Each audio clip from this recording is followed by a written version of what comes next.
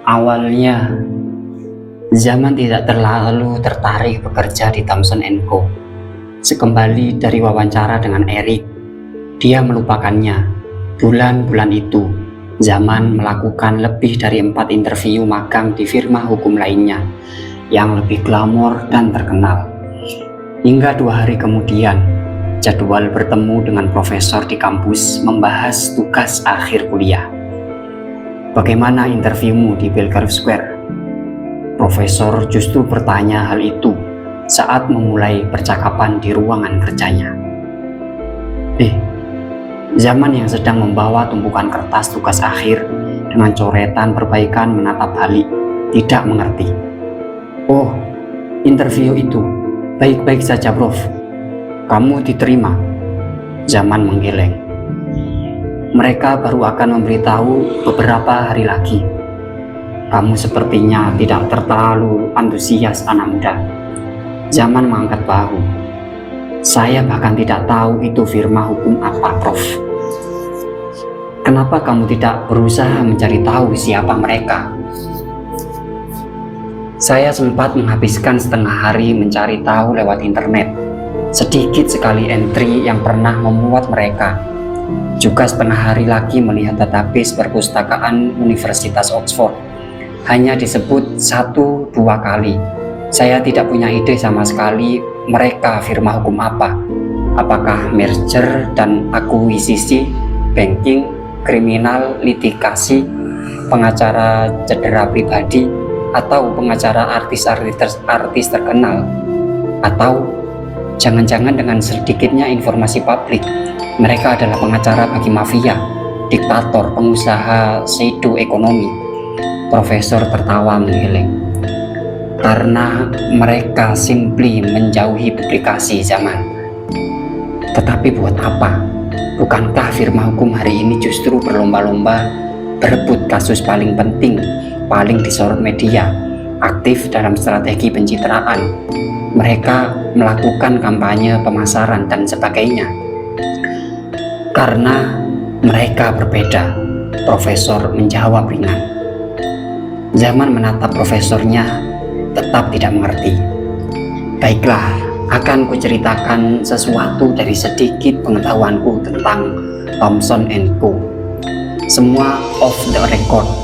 Aku juga tahu karena salah satu senior lawyer mereka dulu adalah rekanku saat kuliah hukum. Tidak banyak yang dia ceritakan karena kami juga jarang bertemu dan dia tidak tertarik membicarakan pekerjaan. Tapi aku bisa menyimpulkan sesuatu yang menarik dari tempat kerjanya. Profesor memperbaiki posisi duduknya. Kisah ini bermula dari Perang Dunia Pertama tahun 1914-1918. Perang yang membuat 10 juta tentara tewas, 20 juta pulang dengan luka berat, 7,5 juta lainnya hilang tanpa berita. Inggris yang terlibat dalam perang itu kehilangan banyak sekali warganya. Perang memaksa tua, muda, kaya, miskin, siapapun yang masih sehat dan kuat pergi ke medan pertempuran. Itu masa-masa menyedihkan. Orang tua kehilangan anak-anak, bayi-bayi kehilangan orang tua, istri kehilangan suami, saudara kehilangan adik kakak, dan kekasih kehilangan pasangannya. Zaman terdiam. Apa korelasinya firma hukum itu dengan Perang Dunia Pertama? Korelasinya sederhana. Tanpa disadari, perang membawa implikasi panjang dalam hukum warisan. Kamu tahu Zaman, banyak keluarga kaya raya kehilangan pewaris karena anak-anaknya atau anggota keluarganya tewas di medan perang. Saat pemilik harta itu juga meninggal, itu menjadi masalah serius bagi bangsawan kaya di Inggris karena mereka meninggalkan properti bernilai besar. Thomson senior adalah pahlawan perang di Angkatan Laut Kerajaan Inggris. Pangkat terakhirnya adalah mayor. Dia memimpin salah satu kapal dalam perang masyhur, Battle of the Falkland Island. Mayor Thomson memperoleh medali tertinggi dari Ratu Inggris langsung. Setelah Perang Dunia Pertama, dia kembali ke London, pensiun dari Angkatan Laut, melanjutkan karirnya sebagai pengacara karena dia memang menghabiskan masa mudanya belajar di sekolah hukum. Thomson senior adalah orang pertama yang menyadari situasi berbahaya dari begitu banyaknya harta warisan yang tidak dapat diwariskan. Orang-orang akan memperebutkannya. Harta itu bisa memicu pertikaian, bahkan dalam kasus serius, peperangan skala kecil. Belum lagi bicara tentang properti yang terbengkalai, kekayaan yang tidak bergerak, bisnis yang mengalami kemunduran. Itu dapat mempengaruhi perekonomian Inggris. Thomson senior memutuskan mendirikan firma hukum, lantas bekerja sama dengan parlemen Inggris, menyusun peraturan yang lengkap dan komprehensif bagaimana menangani kasus-kasus harta warisan yang terjadi. Dunia, terutama sistem hukum Inggris, berutang besar pada Thomson senior. Dialah yang mendirikan fondasi hukum warisan modern. 100 tahun berlalu, Thomson senior sudah digantikan oleh adik anaknya. Hari ini juga telah banyak muncul firma hukum yang juga mengurus penyelesaian harta warisan. Tapi tidak ada yang seperti Thomson & Co. Mereka sangat berbeda. Mereka berdiri di atas prinsip-prinsip. Mereka bukan firma hukum kebanyakan, apalagi headhunters serakah. Headhunters, peninjaman terlibat. Ya, sebutan untuk para pemburu harta warisan. Headhunters lebih mirip detektif. Meskipun mereka seorang lawyer, mereka mencari ahli waris dari harta-harta yang ditinggalkan tanpa wasiat. Di Inggris hari ini ada 15.000 lebih properti tanpa ahli waris, mulai dari bangunan, tanah, uang, emas, surat berharga. Saat properti itu tidak jelas siapa pewarisnya, lembaga pemerintah bona vacantia akan mengelolanya hingga ditemukan siapa yang berhak. Di Amerika Serikat saat ini lebih dari 58 miliar dolar warisan tanpa klaim. Bentuknya lebih beragam, mulai dari asuransi jiwa, dana pensiun, obligasi, tax refund, dan sebagainya. Semua harta tanpa pemilik tersebut ditangani oleh lembaga pemerintah Amerika Serikat yang di sana disebut Treasury Solicitor. Headhunters akan mencari pewarisnya, siapapun yang boleh jadi keturunan atau kerabat jauh. Mereka akan meminta bagian dari harta itu, 20%, 40%, atau dalam kasus tertentu mereka bisa memperoleh bagian lebih besar dibanding ahli warisnya, yang tentu saja tidak keberatan karena mereka juga tidak menyangka mendadak mendapatkan harta warisan besar. Ada banyak skandal dalam usaha pencarian ahli waris, mulai dari para penipu, impostor, hingga intrik hukum tingkat tinggi.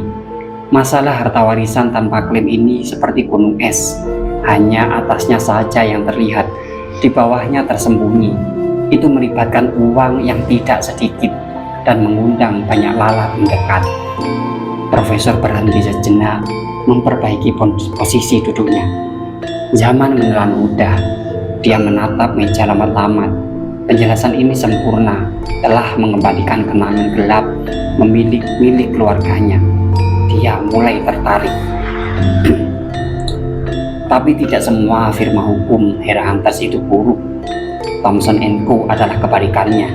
Seperti yang pernah aku bilang lewat telepon, mereka adalah legenda hidup. Pengacara-pengacara mereka adalah kesatria gagah berani, pembela kebenaran. Thomson senior berhasil membangun reputasi hebat itu.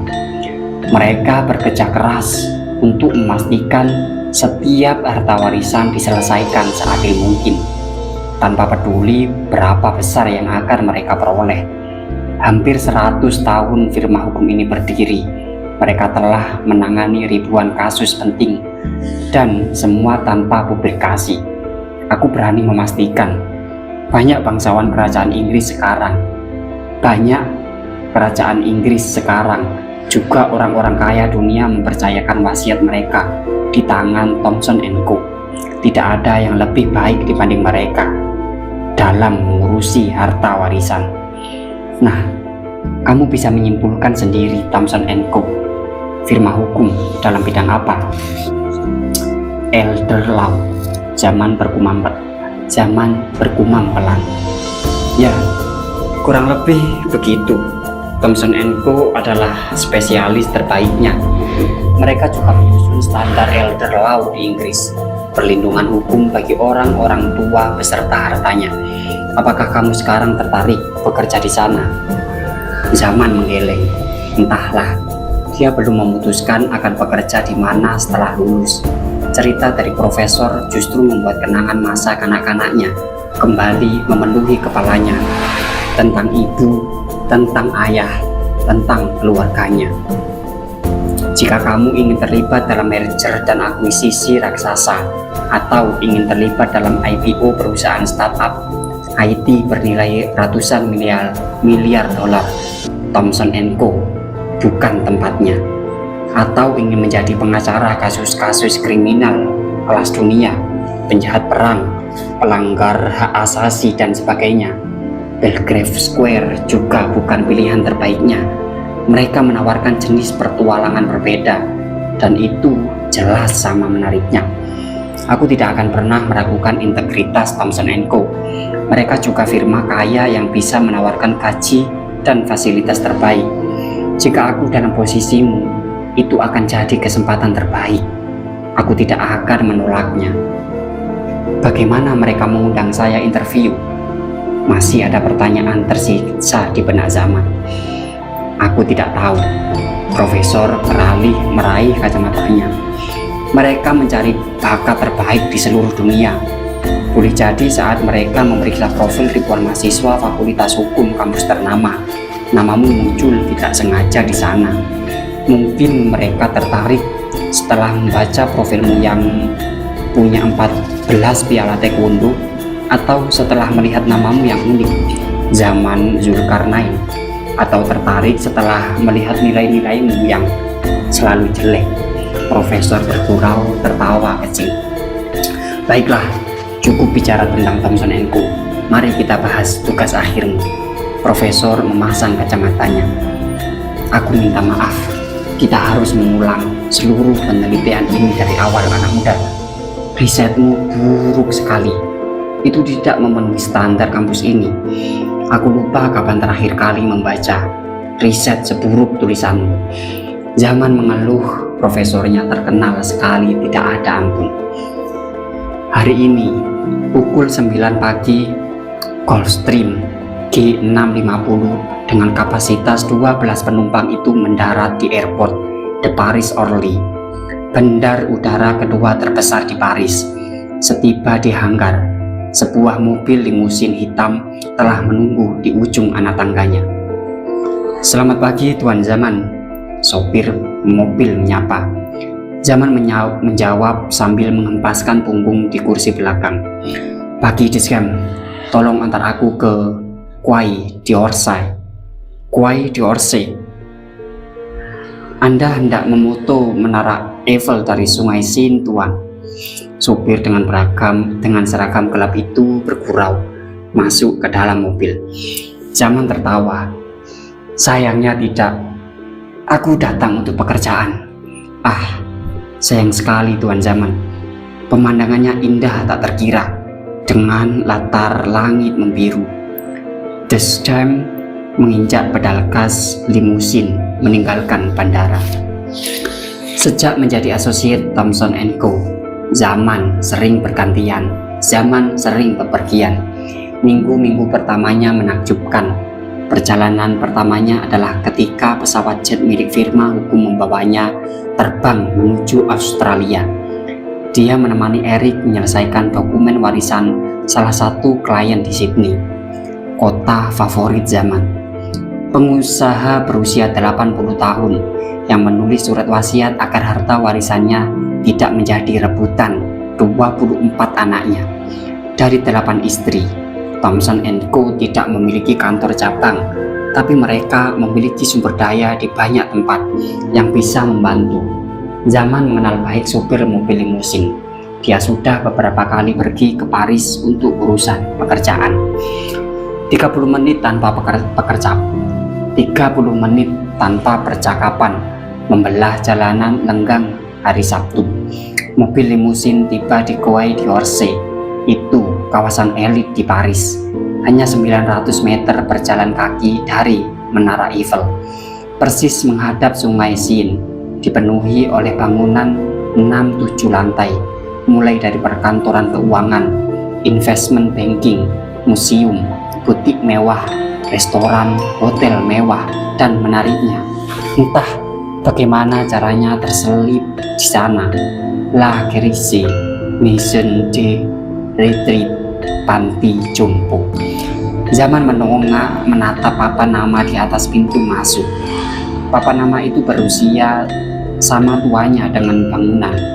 Panti jompo ini boleh jadi sudah berdiri sejak ratusan tahun lalu. Tidak tergerus kemajuan kota di sekitar Sungai Seine. Jalanan di depan panti jompo ramai oleh penduduk lokal dan pelancong yang menghabiskan hari libur. Mobil-mobil terparkir rapi. Dari jalan ini, pengunjung bisa melihat pucuk Menara Eiffel di balik bangunan dan pepohonan. Zaman mendorong pintu masuk sambil menghela nafas. Dia belum pernah mengunjungi panti jompo, hanya pernah menyaksikannya di film-film. Ini mungkin akan menjadi pengalaman menarik. Ruangan depan panti jompo langsung menyambutnya.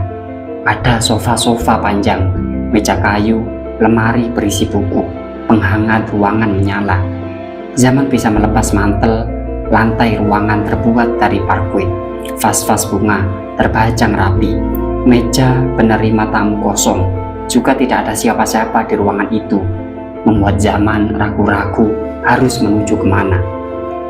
Bukankah biasanya ada banyak orang tua yang duduk-duduk di sofa, bermain catur, mengobrol santai, atau duduk di atas kursi roda, seperti imajinasinya tentang panti jompo.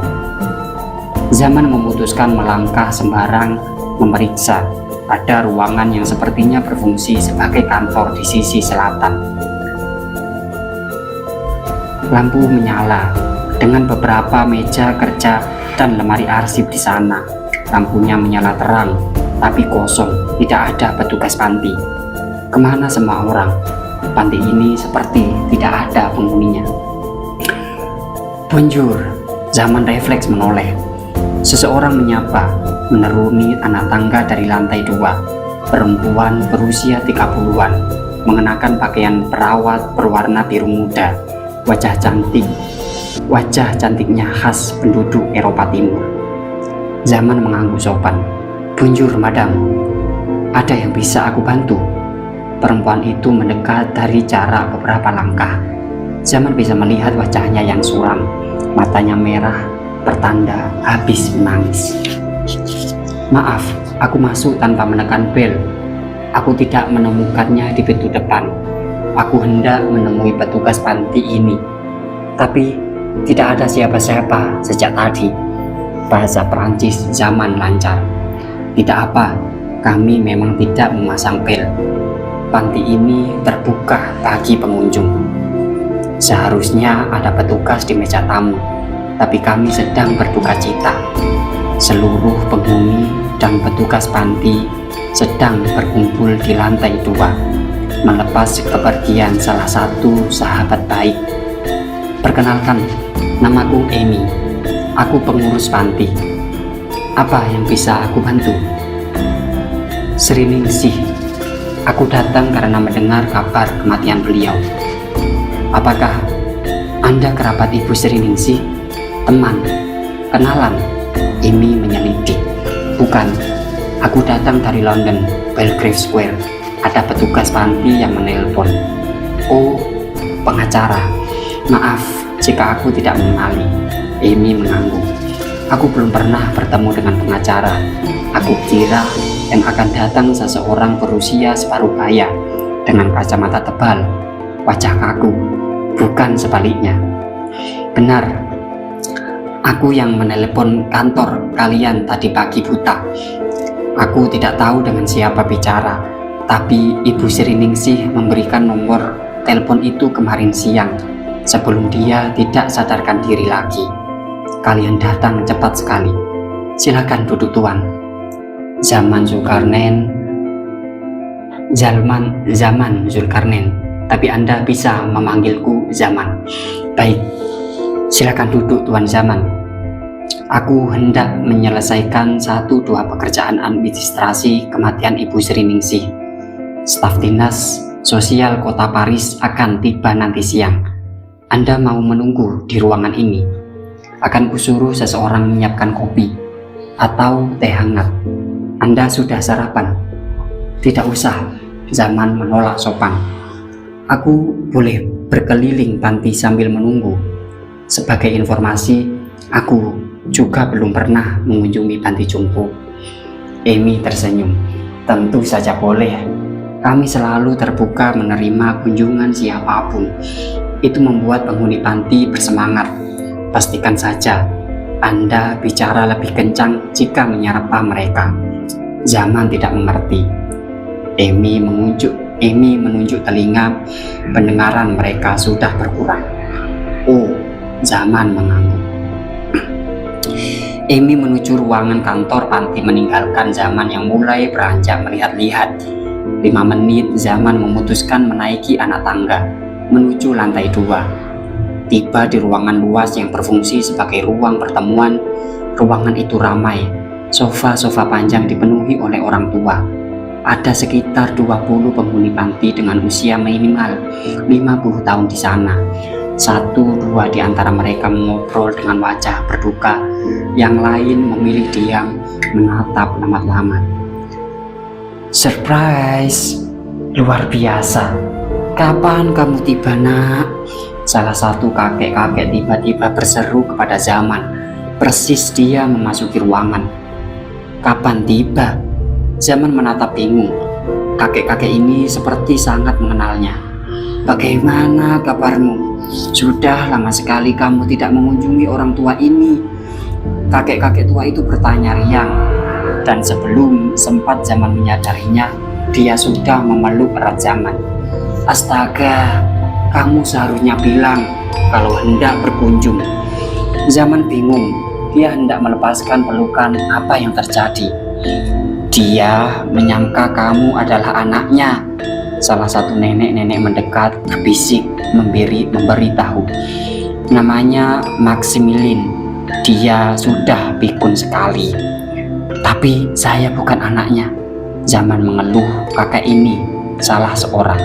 Nenek-nenek itu tertawa. Tentu saja bukan. Tapi tidak ada dosanya berpura-pura menjadi anaknya sebentar. Itu akan membuatnya senang. Bertahun-tahun tidak pernah ada yang mengunjunginya. Zaman menelan ludah, masih dalam pelukan erat kakek-kakek itu. Akhirnya mengangguk. Ayo, mari duduk, nak. Kakek-kakek itu menyeret tangan Zaman sekarang, mencarikan kursi kosong. Kami sedang berkumpul. Kamu bisa melihatnya sendiri. Ramai, kami sedang merayakan sesuatu. Entahlah, aku lupa merayakan apa. Bagaimana kabar istrimu? Baik, Zaman bergumam. Kenapa dia tidak diajak? Dia sibuk sekali, banyak pekerjaan. Istri-istri zaman sekarang, mereka kadang lebih sibuk dibanding suaminya. Nah, itu kursi kosong. Zaman sedikit kikuk ikut duduk di salah satu sofa. Perkenalkan, ini anakku. Dia baru datang. Kakek-kakek itu sibuk memperkenalkan Zaman kepada penghuni panti, terkekeh bangga. Canggung, Zaman ikut mengulurkan tangan berkenalan dengan yang lain sambil menatap seluruh ruangan. Di meja tengah ruangan ada piring-piring besar berisi kue kering, makanan kecil, juga teh dan coklat panas. Di ujung ruangan salah satu suster sedang memainkan piano, menyanyikan lagu-lagu lama, La Vie en Rose. Dengan beberapa penghuni panti terdengar sedih dan mengharukan. Di Di ujung sofa sebuah bingkai besar berdiri dengan foto seseorang perempuan tua.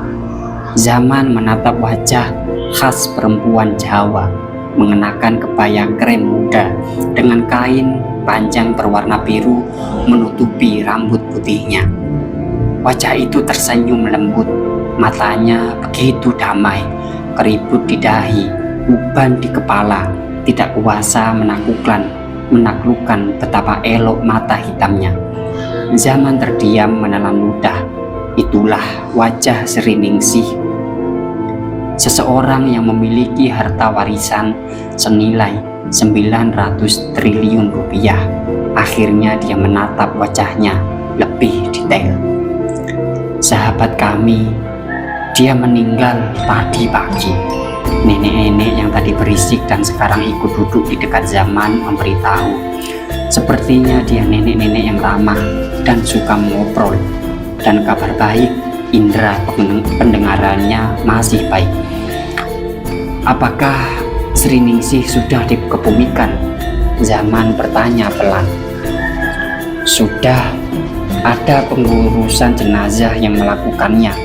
Peti matinya sudah dibawa ke Grande Mosque de Paris untuk ritual agama. Dia akan dimakamkan di pemakaman muslim.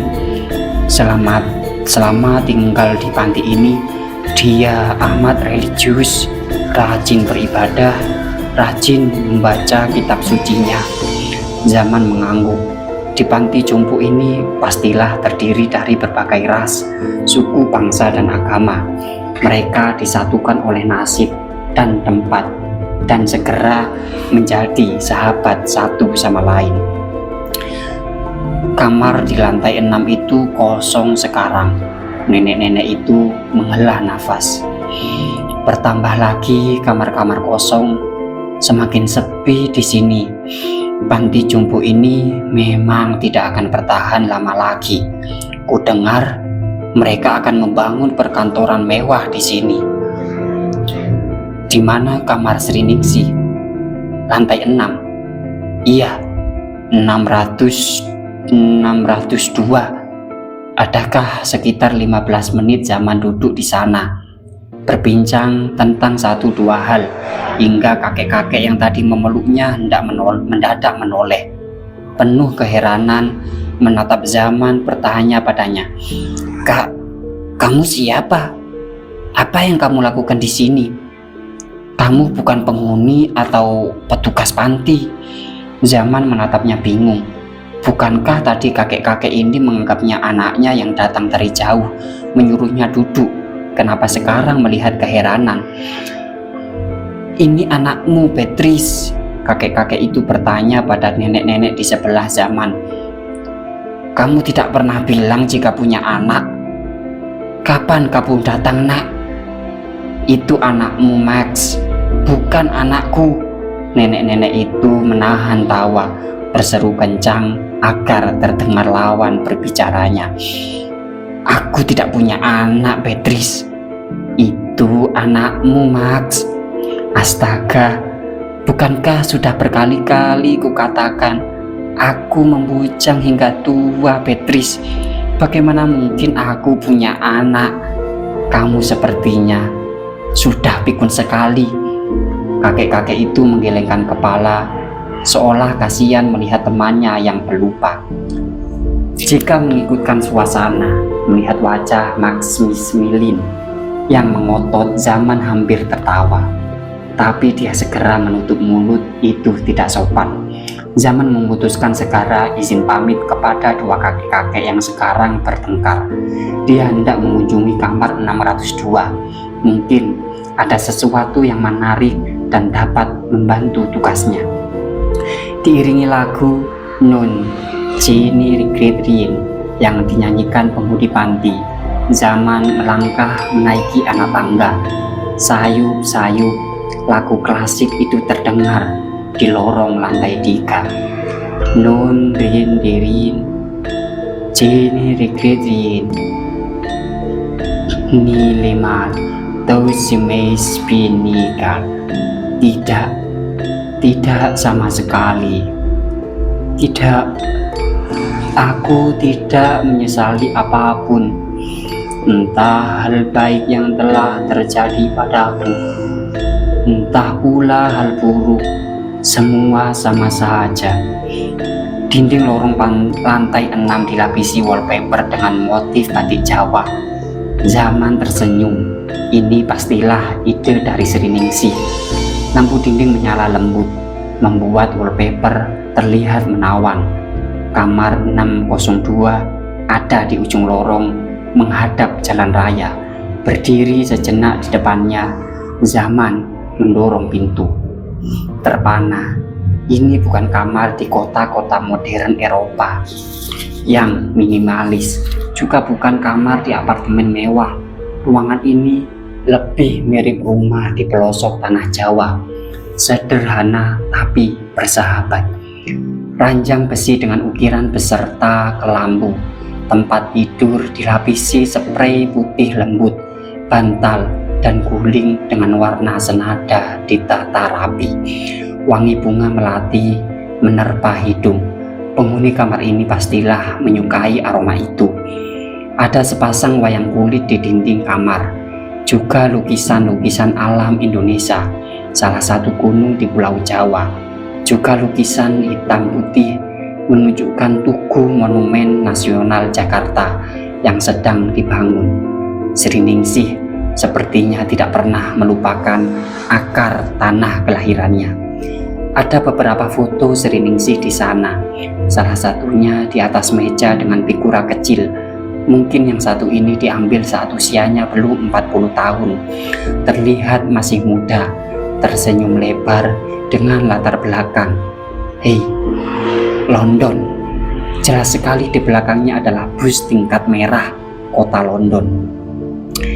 Hei, Anda ternyata sudah menemukan kamar Ibu Sri. Zaman menoleh ke arah suara. Pekerjaan pengacara sepertinya selalu menuntut kecepatan. Amy melangkah ikut masuk ke dalam kamar. Zaman mengangguk sopan. Maaf, aku masuk kamar ini tidak bilang-bilang. Aku penasaran ingin melihat kamarnya. Tidak apa, cepat atau lambat, Anda pasti meminta diantar mengunjungi kamar Ibu Sri. Oh Fit, ngomong-ngomong, penghuni panti sepertinya menyukai Anda, Tuan Zaman. Mereka masih meributkan Anda di lantai 2, sedang memutuskan Anda sebenarnya anak siapa. Amy tersenyum. Max dan Beatrice. Wow, Anda sudah berkenalan dengan mereka. Zaman tertawa pelan. Panti jompo ini menakjubkan. Aku tidak menyangka tempat ini akan sehangat dan seramai ini. Tentu saja mereka adalah orang tua yang menyenangkan, terutama Ibu Sri. Sejak tiba di panti tahun 2000 minggu pertama Januari, dia telah menjadi bagian penting semua orang. Amy meraih figura foto di atas meja. Aku masih ingat sekali ketika Ibu Sri tiba 16 tahun lalu. Itu hari pertamaku bekerja di panti. Usiaku masih 20, magang dari sekolah perawat saat seluruh dunia baru saja melewati krisis Y2K. Aku semangat masuk kerja. Anda ingat Y2K? Zaman mengangguk. Tidak banyak lagi yang tahu jika persis peralihan tahun 1990 menjadi tahun 2000, dunia dihebohkan dengan Y2K atau Millennium Bug, error yang terjadi karena sistem penanda tahun komputer di seluruh dunia sudah terlanjur disetting dengan 2 digit. Maka tahun 00 merujuk tahun 2000 akan dianggap sama dengan 1900 oleh komputer. Dunia harus melakukan migrasi sistem besar-besaran, atau jika tidak sistem keuangan, penerbangan, penggajian, persenjataan, dan data-data penting akan menjadi kacau balau. Karena komputer keliru mengenali tanggal, komputer akan salah menghitung saldo tabungan, gajian terlambat, atau lebih serius lagi, sistem nuklir dan rudal mengalami gagal fungsi. Itu menjadi berita masif di berbagai belahan dunia.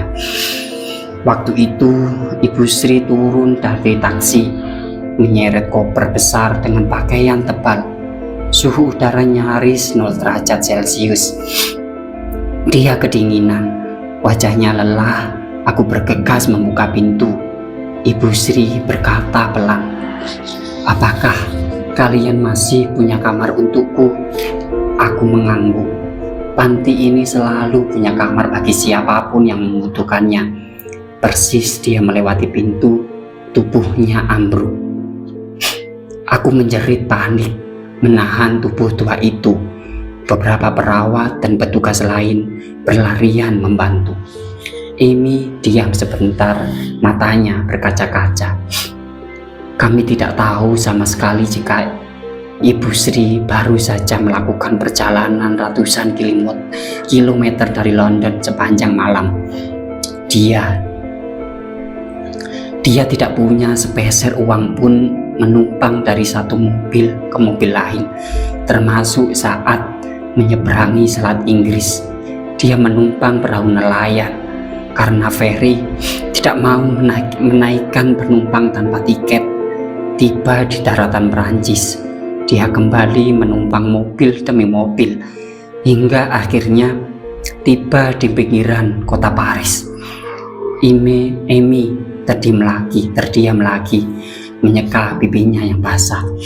Salah satu supir taksi yang tiba melihatnya, mengantarnya ke panti. Itu tahun 2000. Terowongan Selat Inggris sudah ada, bahkan transportasi seperti penerbangan tersedia kapanpun.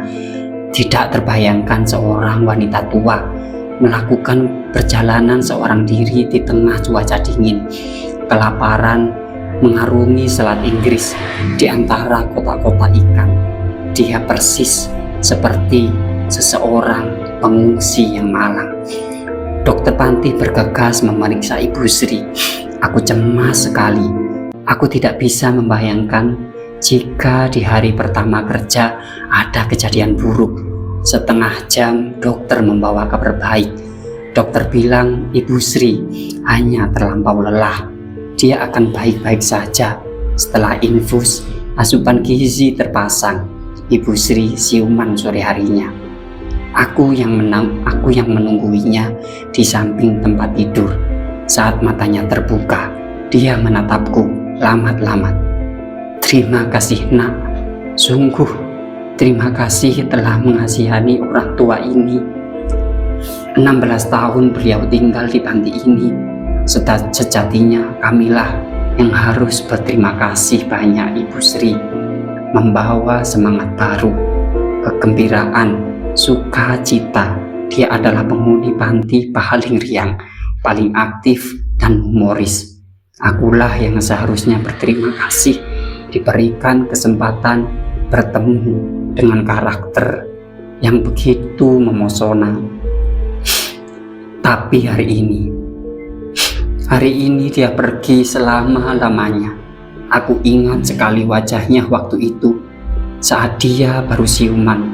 Wajah dari seseorang yang telah melewati pahit getir kehidupan. Wajah yang tetap damai dan tentram. Wajah yang selalu tabah dan berterima kasih. Hingga di hari terakhirnya, wajah itu pun tetap sama.